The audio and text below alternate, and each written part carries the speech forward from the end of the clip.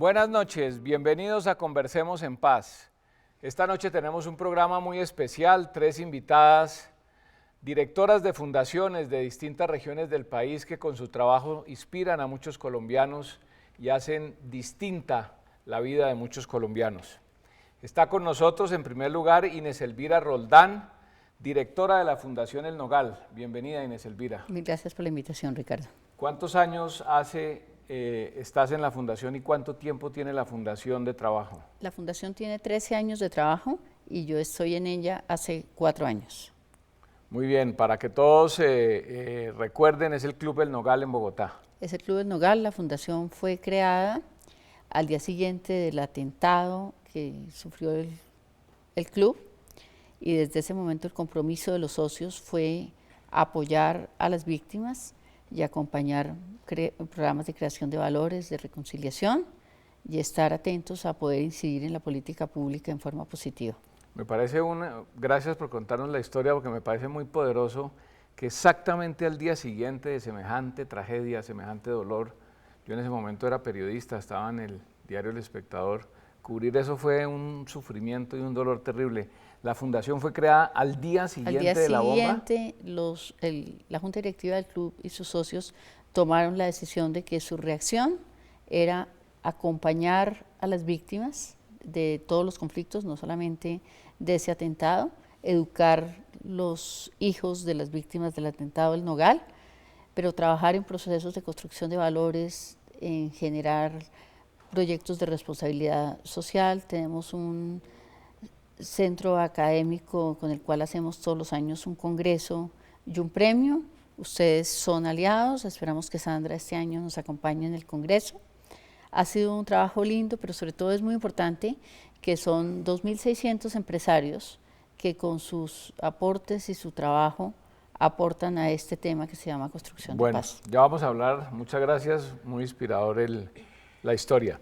Está con nosotros también Isabela Barrios, directora de la Fundación ANDI, directora de la Fundación de la Asociación Nacional de Industriales. Bienvenida, Isabela. Mil gracias, Ricardo, gracias por la invitación. De nuevo, ¿cuánto tiempo hace que funciona la Fundación ANDI? La Fundación ANDI tiene más de 10 años, yo estoy a cargo de la Fundación desde el último trimestre del 2014 más o menos, cuando con la llegada, digamos, del nuevo presidente de la ANDI hubo como una repensada y una rediseñada de cuál debería ser el papel realmente de un gremio como la ANDI en temas de construcción de paz, de inclusión, de reconciliación, que era desde ese entonces ya se veía venir, digamos, como una coyuntura histórica muy única en la que claramente pues parte de lo fundamental es que reflexionemos desde el rol de cada uno de nosotros y específicamente desde el gremio de los grandes empresarios, cuál es el papel que deben jugar en estos procesos y en estos momentos históricos como de repensar y rediseñar el país que todos queremos y necesitamos. Muchas gracias. ¿Cuántos afiliados, cuántas fundaciones hacen parte de la fundación? La ANDI tiene aproximadamente 1.100 empresas, que son empresas grandes y medianas y algunas pequeñas de todos los sectores económicos, y la fundación la conformaron inicialmente 10 empresas, ha ido creciendo lentamente, digamos hoy por hoy tiene 13 empresas, de las empresas de la ANDI son 13 las que la conformaron y las que la sostienen, pero realmente es una fundación que los servicios que presta están, digamos, direccionados a todos los empresarios ANDI, que son 1.100 y que están básicamente en todo el país, y así es. Gracias, y está también con nosotros Sandra Jaramillo, directora de la Fundación Red Caquetá Paz. Sandra, por lo que sé, eres del Caquetá, de Florencia, vives en Florencia. Bienvenida a Conversemos en Paz. Gracias, Ricardo. Buenas noches para Buenas ti, noches. para Inés Elvira y para Isabela. ¿Hace cuánto funciona la Red Caquetá Paz y cuál es su orientación? Pues mira, la Fundación Red Desarrollo y Paz de Caquetá, Red Caquetá Paz, fue creada hace aproximadamente 5 años. El 5 de agosto de este año cumplimos 5 años como organización. Y en realidad es una plataforma social desde donde movilizamos un proceso de desarrollo y paz allá en el departamento, un poco acompañando a las organizaciones de base, a las comunidades, a los líderes, a los jóvenes en alcanzar la vida querida, ¿no? tal vez construir un poco esos referentes nuevos de vida querida en un departamento tan golpeado, pero tan hermoso y tan lleno de potencialidades y con tanta gente buena. Bueno, pues bienvenida a las tres. Con ellas vamos a hacer un programa en torno al papel de las fundaciones en la reconciliación y la paz, cómo el trabajo de ustedes impacta eso que llamamos reconciliación, eso que llamamos paz, y no quisiera monopolizar la palabra, sino introducir un tema y que iniciemos una conversación. 2016, hay mucha expectativa en torno a este año en Colombia y en el mundo, el tema de la paz, de los diálogos. Por supuesto, este trabajo trasciende lo que se logra en La Habana y muchos de ustedes vienen de muchos años atrás, al igual que el emprendimiento social en Colombia.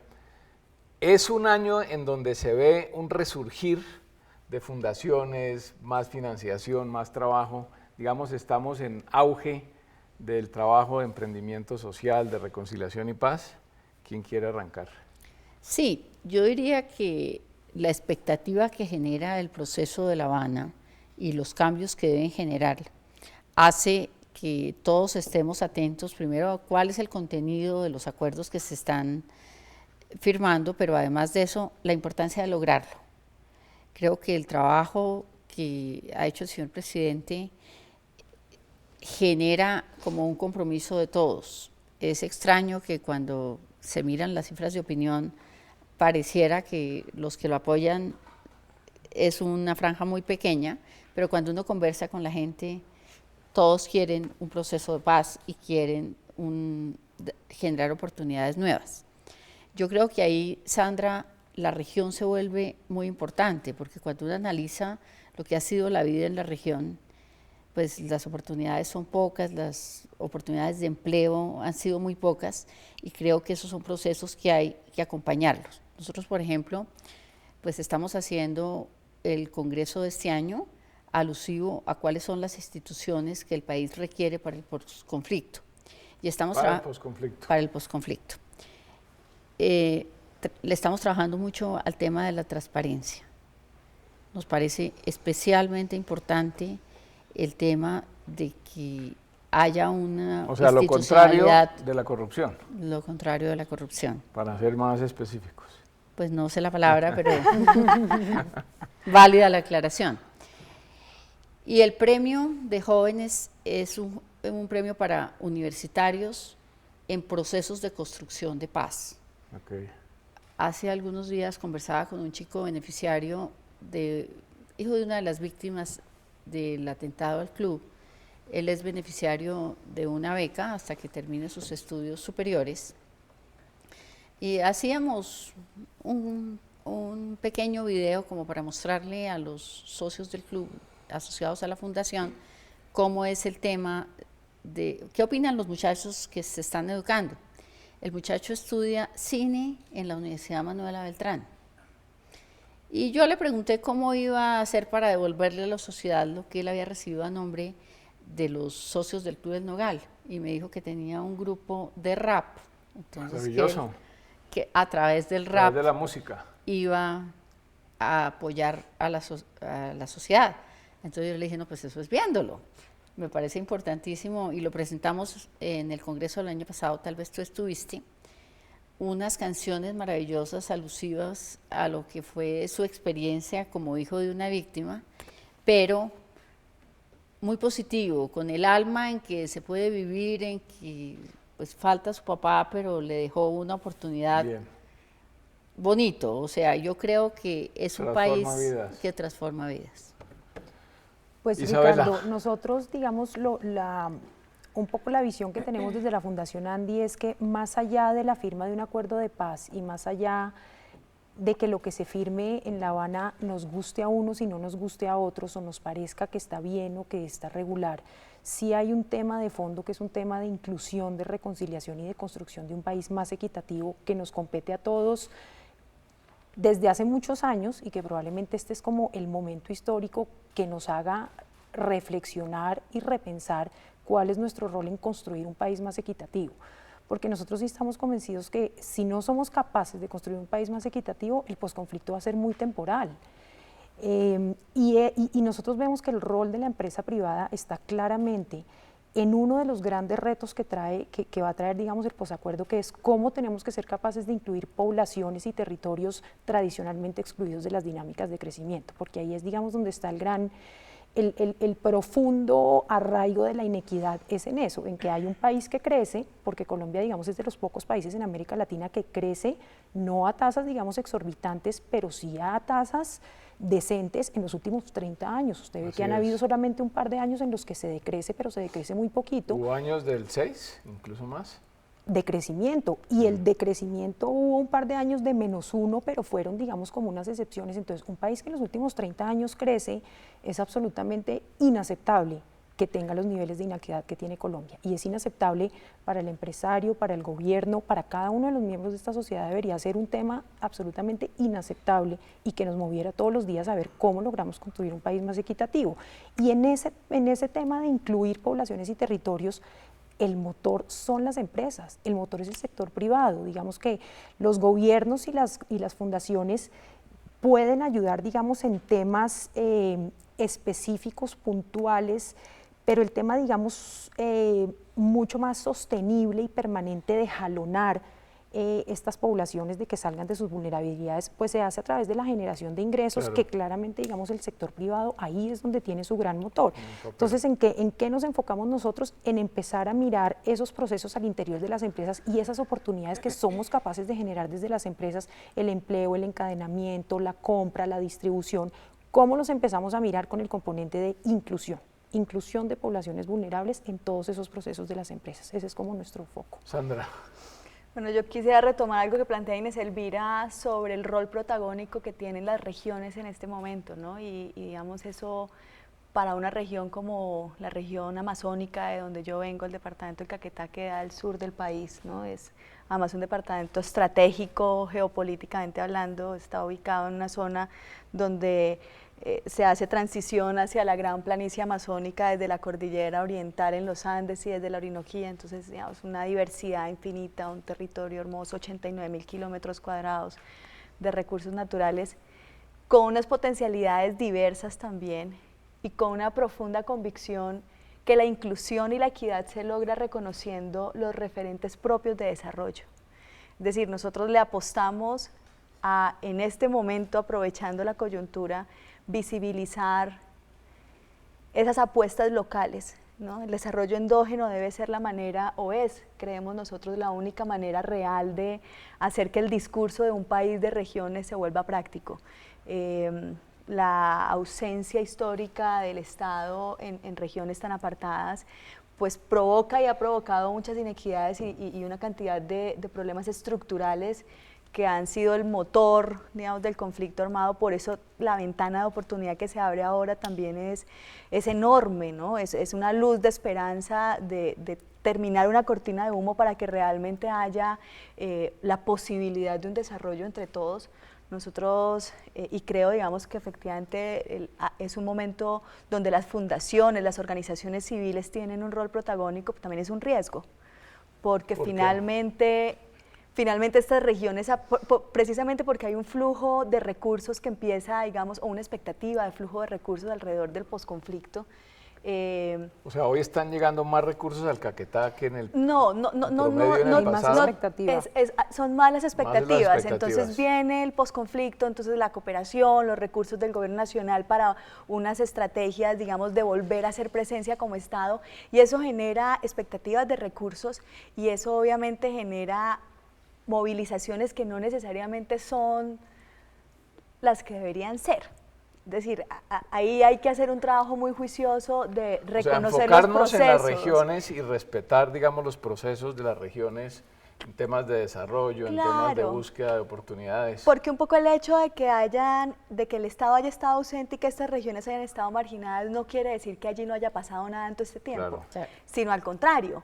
Precisamente eso es lo que ha hecho que estas regiones tengan procesos sociales tan fuertes, arraigados, históricos, que se han movido desde el corazón de la gente, no han sido impuestos. Ahora, ahí empieza también un nuevo conflicto y hay una apuesta del gobierno nacional para el país pero esa apuesta se construyó acá porque no había estado el país, el gobierno nacional en las regiones. Entonces en este tiempo las regiones no han estado esperando, también han estado construyendo. Ahora lo que hay que buscar es cómo reconciliamos la mirada de nación con la mirada desde los territorios. Bueno, quedémonos con esa imagen y ustedes me dirán, esta experiencia del Caquetá que se ve por la pasión de Sandra, que es un proceso que lleva años, que involucra a todos los municipios del Caquetá. Estamos en los 16 municipios. En los del 16 municipios, todo el departamento, un departamento enorme. Eso que está pasando en el Caquetá, ustedes ven que se ve en otras regiones del país, en la experiencia de ustedes, de las fundaciones. Digamos, tenemos un país pujante de abajo hacia arriba en términos de voz, organización, trabajo en planeación. Aquí estamos unidos. ¿Se ve?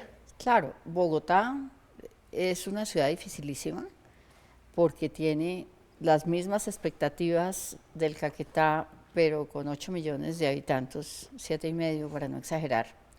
Pero además tiene una población desplazada, víctima, que requiere un tratamiento especial mucho desplazado la y tiene unas expectativas específicas. Y curioso porque Bogotá, cuando uno piensa en el posconflicto, lo deja como relegado, ¿no? Porque Bogotá es la capital. Sí.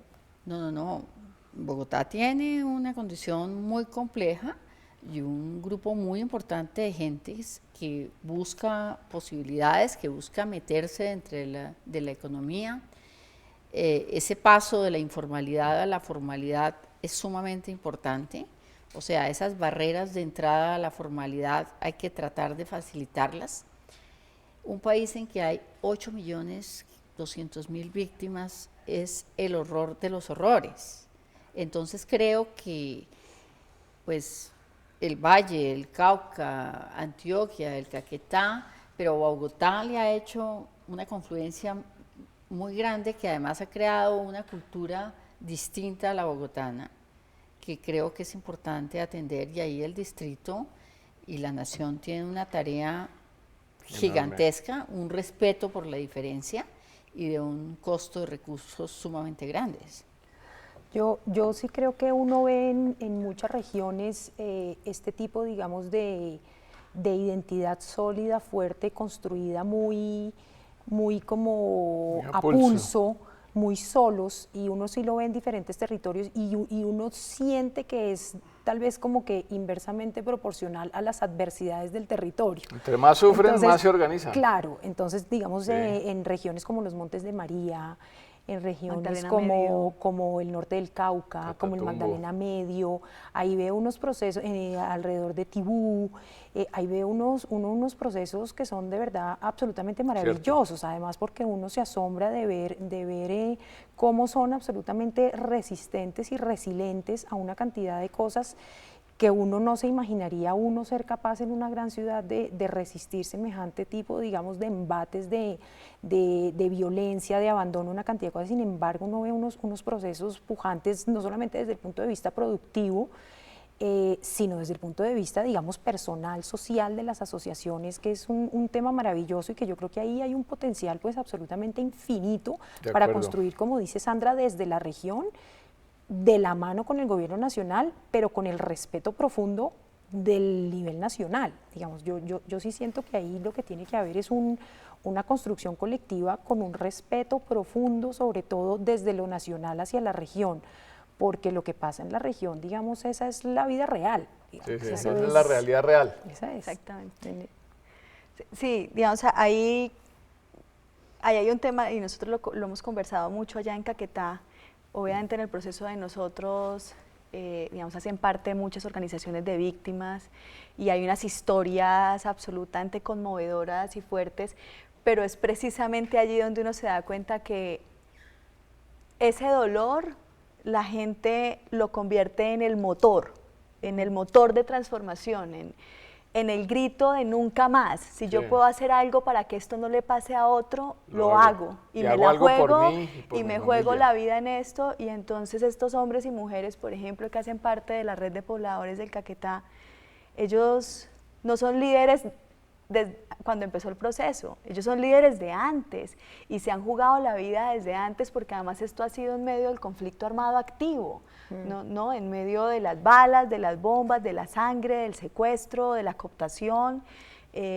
Y aún así siguen allí con esperanza de una vida querida, de una vida digna, de unas condiciones diferentes. Entonces, digamos, ese esperanzador es fuerte y efectivamente reclamamos respeto un poco desde las regiones y alzamos la voz, no de manera, digamos, cerrada, sino con la intención, sí, de un diálogo y una reconciliación entre visiones. Pero no solo, digamos, pasa en el país, en las regiones, como tú lo decías, Isabela, está, digamos, un montón de ejemplos. En la Red Pro de Paz se recogen 23 programas de desarrollo y paz. Está el CRIC, digamos, ahí en el Cauca, movimiento indígena, pero además la Red Pro de Paz no es el único, hay un montón de movimientos sociales también que se recogen desde las regiones. Ahora, esta movilización también tiene, digamos, un componente ideológico y político fuerte en algunos casos, y eso genera críticas, genera estigmatización y en algunos casos genera también pero tiene polarización. Que generar respeto por la diferencia. Exacto, entonces ahí es donde uno va. Entonces, digamos, en el caso de nosotros en Caquetá, uno de los puntos de partida del proceso es la libertad. Y la libertad implica el respeto por la diferencia, el reconocimiento del otro desde su orilla ideológica, política, religiosa, su condición sexual, lo que, digamos, lo que hace la identidad de cada individuo, de cada organización. Se respeta. Se respeta y se construye sobre eso, porque no es ver la diversidad como un obstáculo, es verla como una oportunidad. Se incorpora, así es. Eso enriquece el proceso de construcción, de que eso es un planeación. poco, digamos, también lo que nosotros tratamos de inculcar al interior de las empresas, y es cómo realmente, si uno logra ser una empresa incluyente, con poblaciones vulnerables, pues que poblaciones vulnerables incluyen desde gente en pobreza extrema hasta minorías, que son la mayoría del país, terminan siendo, cómo esa diversidad termina realmente, si se hace bien hecha, porque obviamente pues uno tiene experiencias buenas y malas, pero si se hace bien hecha, es un punto muy enriquecedor para la empresa, es un punto enriquecedor desde el punto de vista humano, desde el punto de vista de construcción de ambientes de trabajo diferentes, desde el punto de vista incluso de la competitividad de la empresa, es decir, entre más incluyentes sean, mucho más competitivas pueden ser. Ese es digamos como uno de los puntos de venta nuestro, y otro de los entre más la empresa esté enfocada en construir un entorno equitativo, le va a ir mucho mejor en el futuro. A la empresa le va mejor. A la empresa le va mucho mejor. Nadie se hace rico en medio de la pobreza. Nadie es rico en medio de la pobreza. Ninguna empresa es exitosa en un entorno adverso, y los entornos en Colombia son profundamente adversos en los territorios por las inequidades tan profundas, temas tan sencillos como que las empresas pues no logran conseguir la mano de obra que necesitan. ¿Por qué? Pues por las inequidades profundas en la calidad de la educación, en que no todos tienen acceso digamos, a una educación de calidad. Entonces, eso, es decir, son obstáculos para la misma empresa cuando hay unas sociedades tan inequitativas. Entonces, en la medida en que entendamos eso, pues más rápido trabajamos desde la empresa por construir equidad y nos beneficiamos todos de que el país sea más equitativo. De acuerdo. Pero además, yo creo que hay que buscar la forma de que no crezca solamente una empresa, porque, por ejemplo, la experiencia del petróleo hace que haya habido un crecimiento, y entonces cuando baja el precio del petróleo y baja la empleabilidad en el petróleo, más lo que lo acompaña, la región se empobrece duramente. Creo que hay que hacer un esfuerzo país en que sea en varios campos, más salud, más educación. Claro. Eso es paz, digamos, cuando uno piensa en construcción de paz, uno no piensa en solamente el fin del conflicto armado, es que la construcción de paz es justamente cómo garantizo yo que una sociedad tenga condiciones equitativas, donde el gobierno cumpla su rol como garante de derechos, donde la sociedad civil tenga la capacidad de desarrollarse, digamos, en una condición digna, ¿cierto? Y se garanticen efectivamente esos derechos. Sí, que no haya liderazgos que reemplacen el gobierno. Exacto, no, el gobierno tiene su rol que es ser garante de derechos, pero además donde la empresa privada, donde el sector privado también tiene un rol fundamental, pero siento yo que todavía hace falta una conversación entre ese actor, entre el sector privado, que es un actor del desarrollo, y la sociedad civil y el gobierno. ¿En qué lógica, digamos? Sí, pero digamos, uno ve en el concepto más básico de desarrollo humano están los tres actores, ¿no? Institucionalidad pública, sociedad civil, sector privado. Y el problema es que están rotas las agendas, entonces el sector privado tiene agenda privada con el gobierno, la sociedad civil tiene agenda privada con el gobierno o con la institucionalidad y todos tienen las confianzas rotas. ¿Cómo reconstruimos esos canales?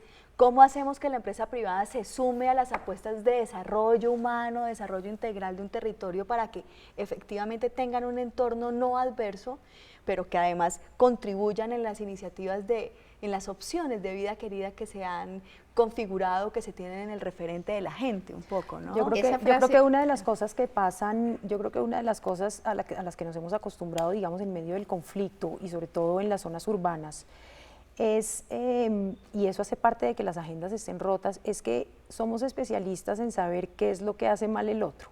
Entonces, si usted le pregunta al empresario dice es que el gobierno debería tal cosa. Cuando usted le pregunta al gobierno nacional, es que el empresario debería tal cosa. Y somos especialistas en saber qué es lo que usted hace mal.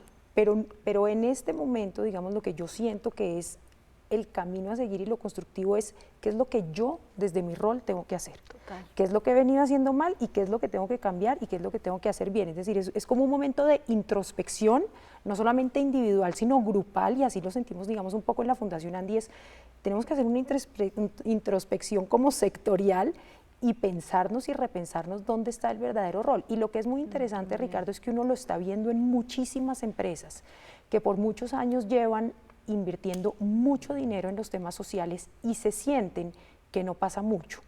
Entonces, ellos mismos han empezado, y son muchas más de las empresas que uno se imagina, a repensarse. Entonces uno llega a la empresa con este cuento y dice, usted me está cayendo en el momento perfecto porque nosotros nos estamos repensando. Nosotros estamos repensando cuál es nuestro rol, lo que hemos venido haciendo no funciona tanto. Entonces yo sí siento que hay un momento adecuado para que todos nos repensemos y que ese tema que dices tú de los desencuentros que hay, es un tema que está cambiando y que está cambiando muy rápido, y la ANDI, por ser, digamos, un gremio, ha encontrado que uno de sus roles es el rol de la articulación. Sí. Entonces nosotros estamos en los territorios en eso, entonces estamos armando una mesa en Malambo, sentando a todos los actores públicos, privados de la sociedad a decir, bueno, ¿ustedes qué están haciendo? ¿Para dónde vamos? Para el ¿Qué que haga hacemos? lo mejor, no, exacto, además para ser eficientes en el uso de los recursos, porque es que todos gastando plata por su lado, en proyectos que muchas veces efectivos. No son pertinentes, que muchas veces no son sostenibles y que muchas veces no tienen impacto. Entonces, la botadera de plata,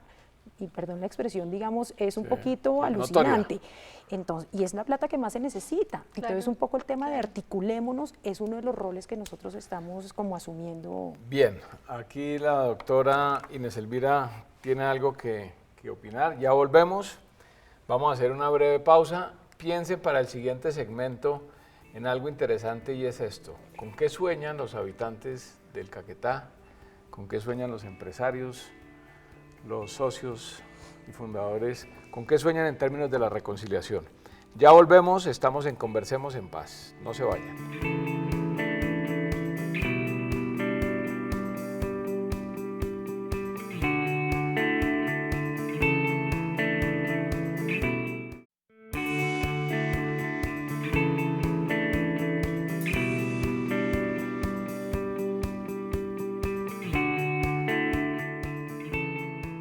Continuamos en Conversemos en Paz.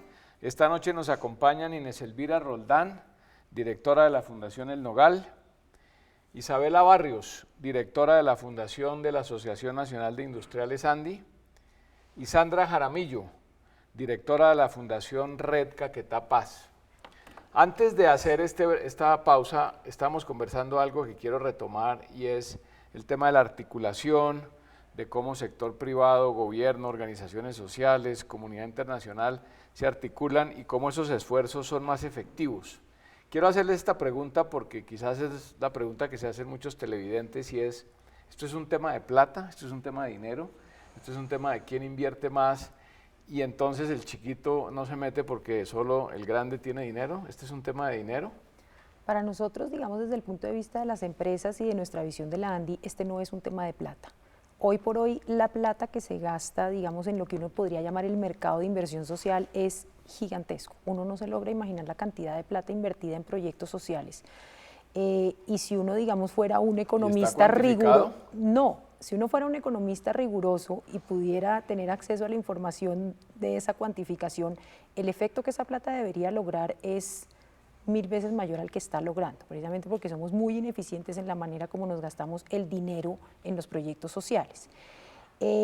Pero precisamente el tema no es de plata, el tema es de articulación, el tema es de todos jalando para el mismo, el tema es de todos sabiendo para qué somos buenos, haciendo en lo que somos buenos y complementándonos con los que hacen el resto de cosas bien.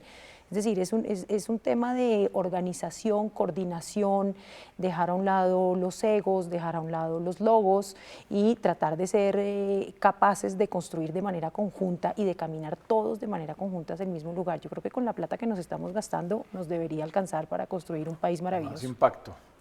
Así es.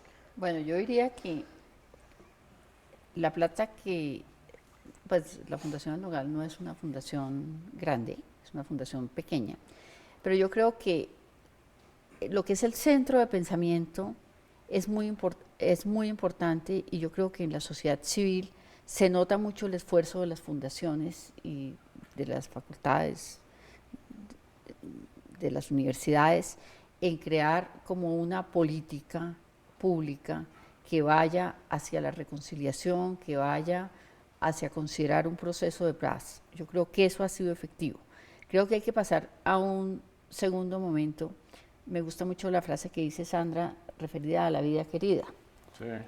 Es, además de ser cálida, es un poco ver cómo se va a llegar a la región con lo que la región realmente quiera, necesita y le es productivo. Claro. Y eso no lo podemos hacer desde Bogotá, ni desde ninguna parte del país. O sea, las poblaciones tienen que trabajar en su construcción y en su construcción productiva.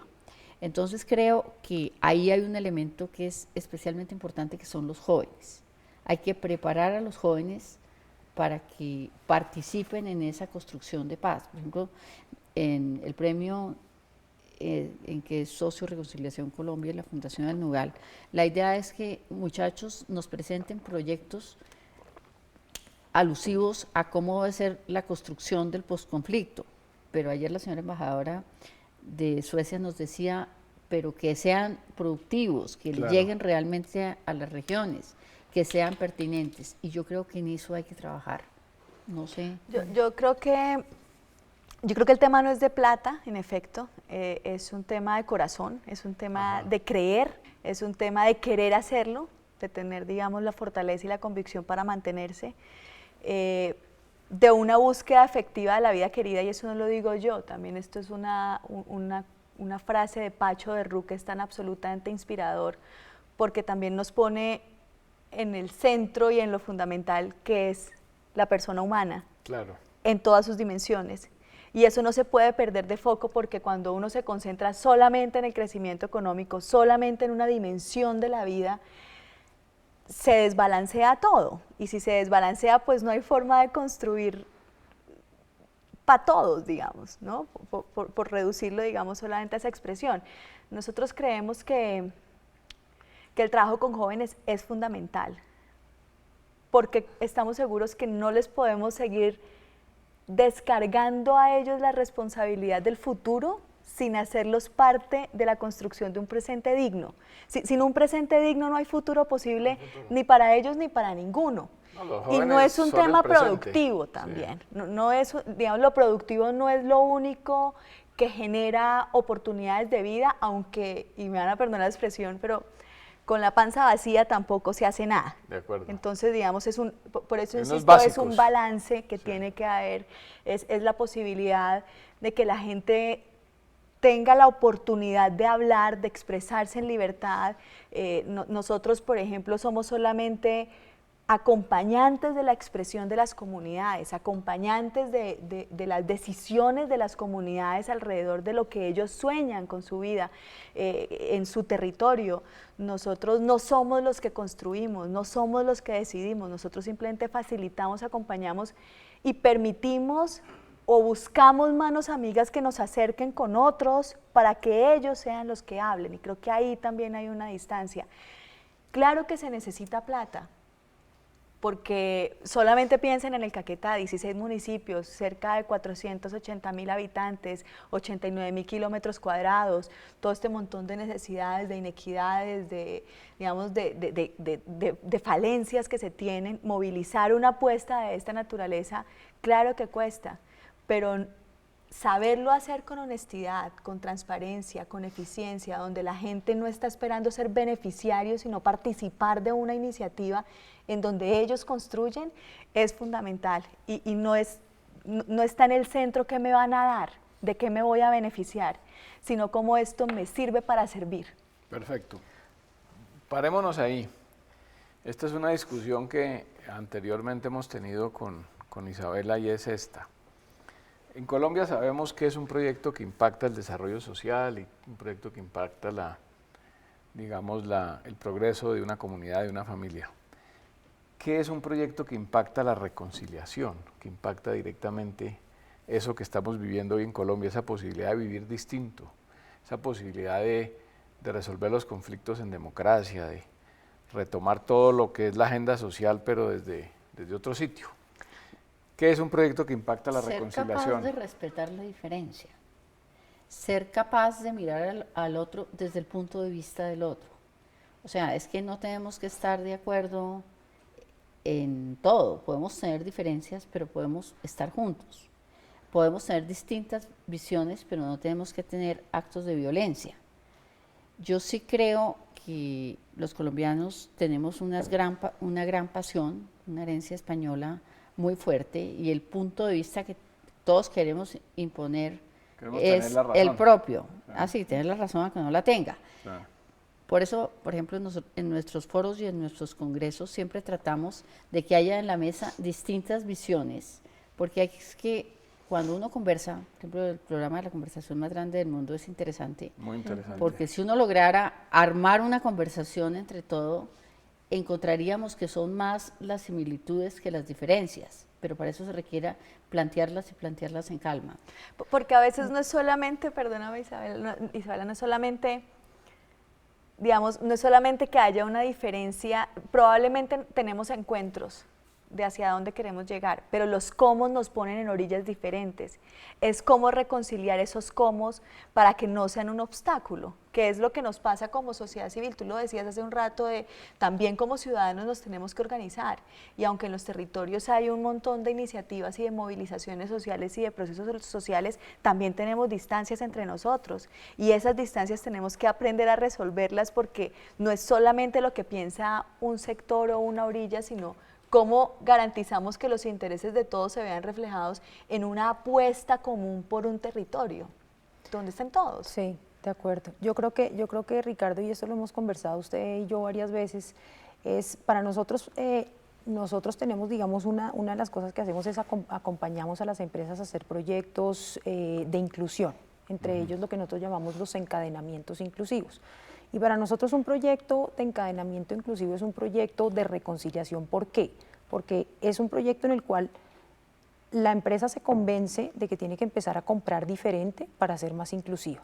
Entonces, para mí como empresa, digamos, es relativamente fácil coger al mayor proveedor del mercado y comprarle todo lo que yo necesito. Esa es, digamos, la manera fácil, pero eso no es inclusivo, y yo puedo hacer eso y donar. Eso resuelve un tema comercial, pero no un tema de reconciliación. Y yo puedo decidir que mi aporte social es que yo le dono plata a una fundación y con eso yo duermo muy tranquilo. Digamos, esa es una manera de transitar la vida desde una empresa.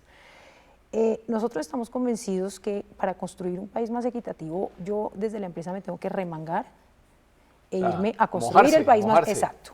Al agua. Salir de la empresa y entrar con la gente. Y para hacer inclusión, pues es difícil hacerlo con donaciones o a un lado o al otro. Para hacer inclusión yo tengo que meterme en mi negocio y ver en dónde es que yo voy a hacer la inclusión y cómo voy a hacer esa inclusión con personas iguales a mí. Es decir, esto no puede ser un tema de que sí, es que yo les voy a comprar porque es que pobrecitos. No, esto es un tema de cómo encuentro yo unos socios a quienes cuando yo empiece a ganar ellos van a ganar, socios, y los dos somos socios, estos somos socios y somos aliados, y así tenemos, digamos, hoy por hoy tenemos cerca de 30 proyectos acompañados que además son maravillosos y son un esfuerzo gigantesco de estas compañías por empezar a abrir unas compras de su materia prima o de sus bienes operativos a poblaciones que normalmente no tendrían el acceso, obviamente siempre en condiciones de mercado, que es lo que uno no le puede pedir a la empresa que trance, porque digamos que su rol en la sociedad sí está, pues que si no generan ganancia y no crecen, pues entonces no deberían ser una empresa, sino otra cosa.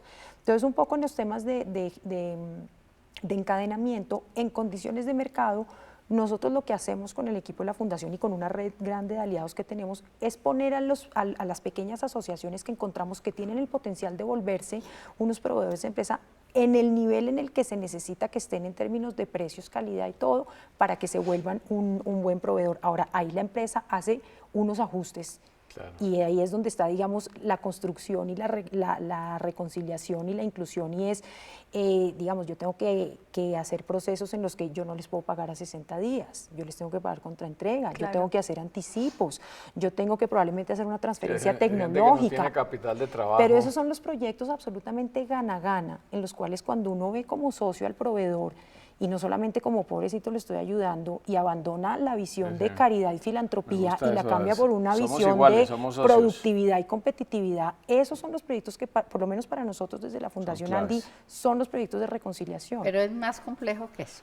Yo hoy compré 300 marranos en Ráquira por teléfono, marranitos de alcancía para los niños del club, para hacer un proyecto de que los niños del club apoyen el proyecto de educación de los niños que educa la Fundación.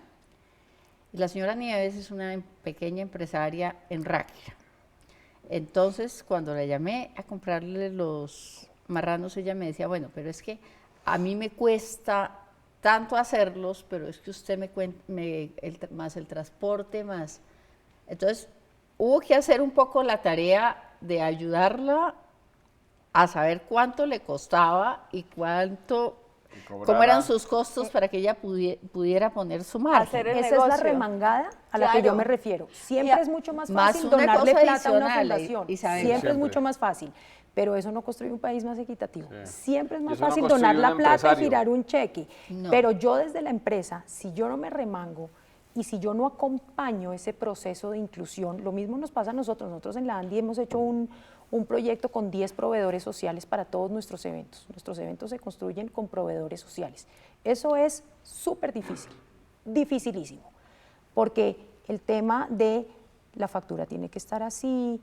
Las empresas están acostumbradas a un ritmo y a unos estándares pues que así son, y por eso las empresas funcionan. Entonces, si la factura no está como está, la calidad a veces no es la que se necesita, pero es que ahí es donde está la oportunidad maravillosa de construir un país diferente. Pero además, cuando a mí el proveedor me llega y yo le puedo ayudar y le puedo ayudar a ver cuáles son las condiciones de mercado y cómo se hace la factura y cómo lo acompaño a volverse formal en la Cámara de Comercio, esa es la oportunidad maravillosa para mi jefe de compras, para mi director de finanzas, para mi director de recursos humanos, de remangarse y construir un país diferente. Pero ahí es donde está la maravilla. La ingeniería para ayudar a eso y para tener el cheque listo. Ahí que la señora está. Nieves no tenga que venir dos veces a Bogotá, que hoy entrega y le pagan en 15 días. En eso que tú acabas de... Ahí está la construcción de un país más equitativo. Exactamente en esos actos. Digamos, yo creo que el tema de la equidad tiene que ver mucho con el tema económico, pero también tiene que ver con la capacidad de las organizaciones, la capacidad de la gente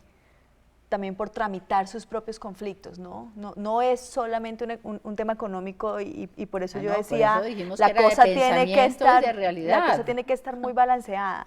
Piensen solamente en una región alejada donde las decisiones de la comunidad en lo productivo, en lo social, en lo económico, en todo, ha estado siempre condicionada por un actor externo, armado.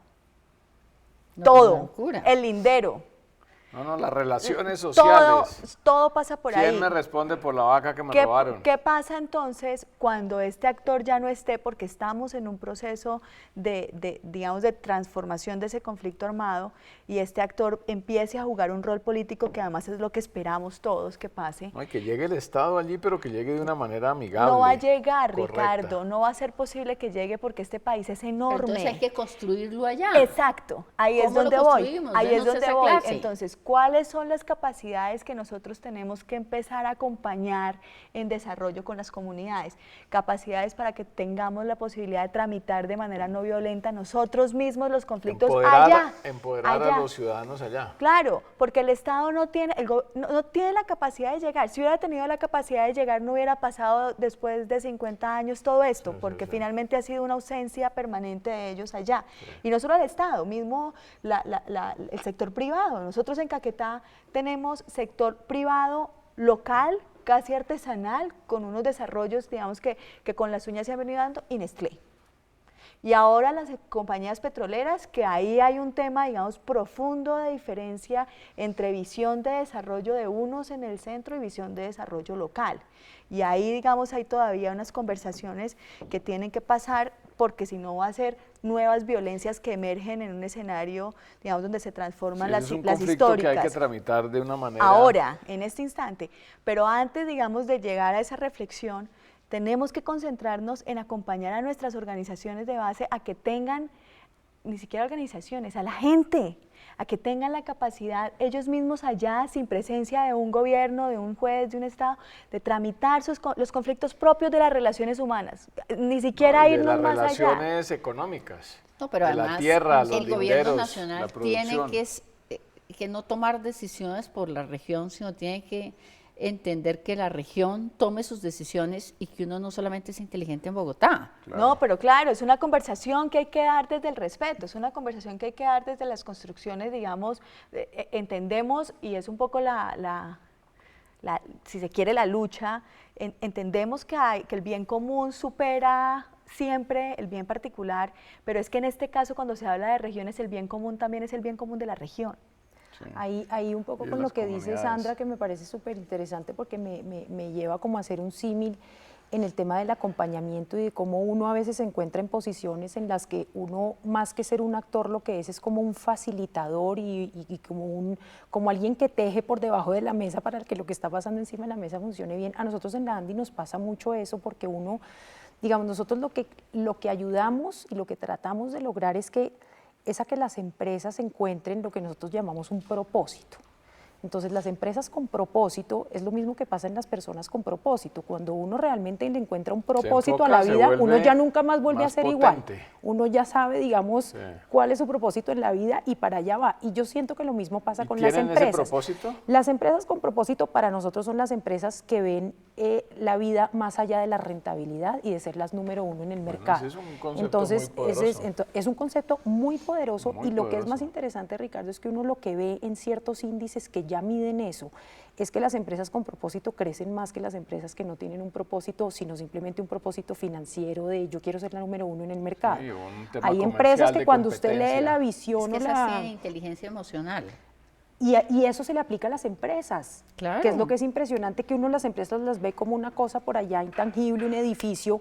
Las empresas son como unos seres vivientes, lo que pasa es que son como unas agrupaciones, pero cuando las empresas encuentran un propósito, crecen más. Sí. Y cuando encuentran un propósito, es un propósito o social o ambiental o de transformar el mundo.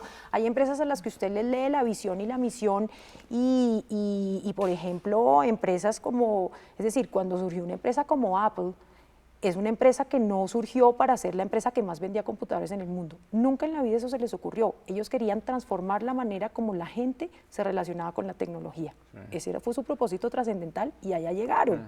Sí. Y así hay muchos ejemplos de empresas que tienen propósitos trascendentales y que son los que los jalonan. Ese es un gran concepto, y ese propósito hoy está relacionado con reconciliación, desarrollo social, progreso de las comunidades, temas respeto a los también. procesos internos de las comunidades. Sí. ¿Ustedes dirían que sí? ¿Se siente? Pues es que depende, porque también el sector privado tiene adentro un montón de sectorcitos. Hay de ¿no? todo. Exacto, entonces uno no cree, es como mismo en los movimientos y organizaciones Igual. sociales, uno no puede decir es que todos van para allá, ¿no? Sí. Esa es parte de la diversidad que hay. Ahora, digamos, escuchándote uno siente mucha esperanza. ¿Cómo hacer para que digamos una lógica de esas empiece a permear como con mucha más fuerza a esos otros sectores, a nosotros, y creo que además es algo de la coyuntura, el tema petrolero, el tema minero, que es lo que hace de alguna manera crecer económicamente al país. Es un tema preocupante porque finalmente es una economía que no es tan real. El país, la economía del país crece, pero la inequidad también. Total. Porque ¿Cómo es el tema de finalmente, los jóvenes? porque finalmente no hay un crecimiento no hay un desarrollo que se construye con la gente, con el país, sino que hay un crecimiento que se construye con unas empresas que no tienen esa visión, digamos. Yo creo que cada vez hay amarrada. Me más gusta mucho empresas. esa visión, hay digamos, cada de vez- propósito, y de propósito reconciliador y social. Hay cada vez más empresas que lo tienen, unas por la coyuntura, otras porque viven en entornos en los que simplemente no logran sobrevivir si no adaptan ese tipo de posturas, otras digamos, por temas de mercado, otras porque son las de más vanguardia y ven que en el mundo las empresas que realmente sean capaces de transformar su entorno y de tener un propósito son las que a las que mejor les va a ir. Y eso, digamos, a nivel mundial sí se ve, y las empresas en Colombia, digamos, de vanguardia, las grandes, ya lo están viendo y ya están metiendo, digamos, los temas sociales en lo que nosotros llamamos el core business. Y es de una manera ya no es, oiga, permeable esta en toda la partecita empresa. de las utilidades y el No, año entrante sí. no sabemos, de pronto Cada vez si nos va nosotros bien. propendemos O sea, porque sea sostenible, menos sostenible. un tema marginal de sí, yo tengo un departamento de responsabilidad social y Que se concentra en y unos proyecticos exacto, concretos, pero pero que no además se muchas articula. veces no se articula ni con el core business ni con la comunidad. Que es Entonces lo ahí es peor. donde yo digo que la ineficiencia en el uso de los recursos es total, porque no le está sirviendo a la empresa para crecer más ni para ser más competitiva, pero tampoco le está sirviendo a la comunidad para salir de sus vulnerabilidades. Entonces ahí estamos en el peor de los mundos. Entonces, entre más rápido yo entienda como empresa que el tema social es un tema de core business, de competitividad, que el señor de responsabilidad social tiene que estar sentado en mi consejo directivo, Sí, en la ahí planeación ha pegado al estratégica, presidente. en el negocio, Que en no todo. es el que le facilita Eso- la entrada a la empresa a un lugar, que No, es el que construye no. realmente una Sí. apuesta Pero además diferente. es el que construye desde su jefe de compras, con su jefe de responsabilidad, con su jefe de recursos humanos, es el que hace que en todos los aspectos de la empresa el tema del impacto social esté como estrategia, Sí. y como estrategia que se cumple. Entonces es una repensada, y lo que tú dices es cómo logramos que eso pase.